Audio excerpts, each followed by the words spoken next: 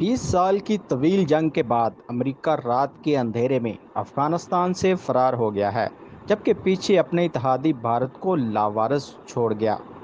آج ہم بات کریں گے کہ افغانستان امریکی اور اتحادی افواج کے انخلاء کے بعد بھارت کی کیوں چیخیں نکل رہی ہیں، بھارت کے کتنے ارب ڈالرز کی سرمایہ کاری پر پانی پھر گیا ہے، اور پاکستان اور چین کے خلاف کون کون سے بھارتی منصوبے ملیہ میٹ ہو گئے ہیں۔ ناظرین، افغانستان میں بھارت کی اربوں ڈالر کی سرمایہ کاری بھی ڈوب رہی ہے۔ بھارت نے قندھار میں اپنے قونصل خانے سے 50 رکنی عملہ واپس بلا لیا ہے۔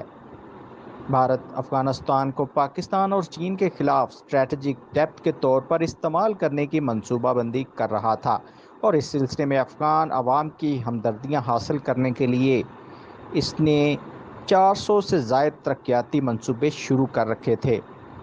ناظرین، افغانستان کے صوبہ قندھار میں اپنے قونصل خانہ کے ذریعے پاکستان میں دہشت گردی کے واقعات، بلوچستان میں عدم استحکام پیدا کر رہا تھا۔ تاہم طالبان کے آ جانے سے امریکہ کے بعد بھارت بھی وہاں سے فرار ہو گیا ہے۔ افغانستان کے تمام 34 صوبوں میں بھارت کے 8 کروڑ ڈالرز کے 400 سے زائد ترقیاتی منصوبے ٹھپ ہو کر رہ گئے ہیں۔ بھارت کابل کے قریب شہتوت ڈیم بھی تعمیر کر رہا ہے، جس سے 20 لاکھ لوگوں کو صاف پانی میسر آئے گا۔ اس کے علاوہ کابل میں افغانستان پارلیمنٹ کی عمارت کی تعمیر، لائبریری کی تعمیر، مختلف مارکیٹوں کی تعمیر، حبیبہ ہائی اسکول کی تعمیر، سلما ڈیم کی افغان انڈیا فرینڈشپ ڈیم کے نام سے دوبارہ تعمیر، کابل سے بجلی ترسیل کا نظام تیار کرنا، کئی دہائیاں قبل کابل میں تعمیر ہونے والے اندرا گاندھی چلڈرن ہسپتال میں بچوں کی صحت کے حوالے سے انسٹیٹیوٹ کی دوبارہ تعمیر، قندھار میں افغان نیشنل ایگریکلچر سائنس و ٹیکنالوجی یونیورسٹی کی تعمیر، کابل میں چیما تالہ پاور ہاؤس کی تعمیر، قندھار میں ہی ایک کرکٹ اسٹیڈیم کی تعمیر، کولڈ سٹوریج ویئر ہاؤس کی تعمیر، مختلف صوبوں میں ٹیلی فون ایکسچینجز کو اپ گریڈ کرنا، national T V network کو توسیع دینا، مختلف صوبوں میں صاف پانی کے لیے ٹیوب ویل کھودنا، پانی کے 3 بڑے ذخائر تعمیر کرنا، اور کابل میں 3 ٹوائلٹ و سینیٹیشن کمپلیکس تعمیر کرنا ہے۔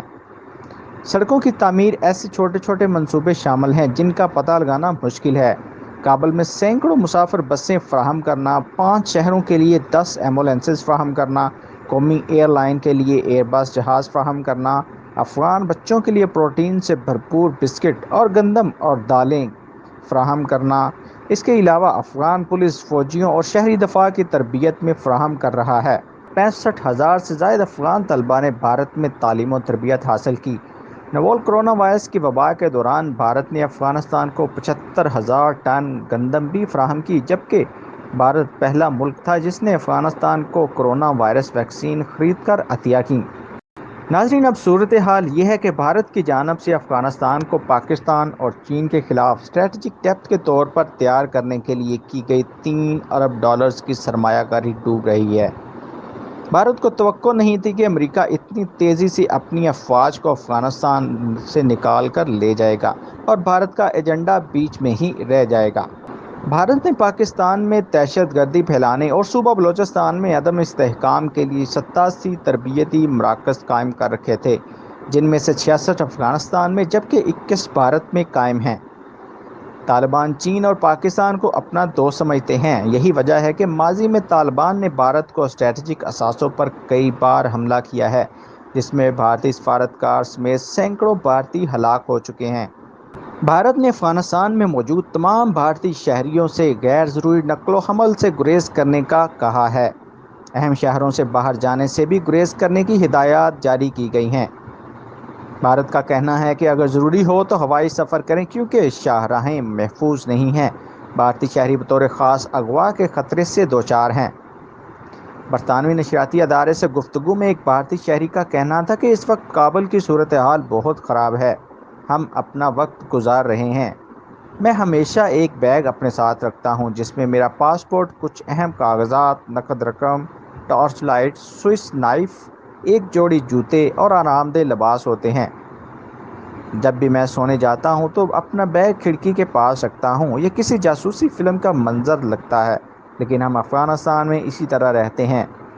کسی بھی وقت کچھ بھی ہو سکتا ہے اور آپ کو اپنا بیگ لے کر بھاگنا پڑ سکتا ہے۔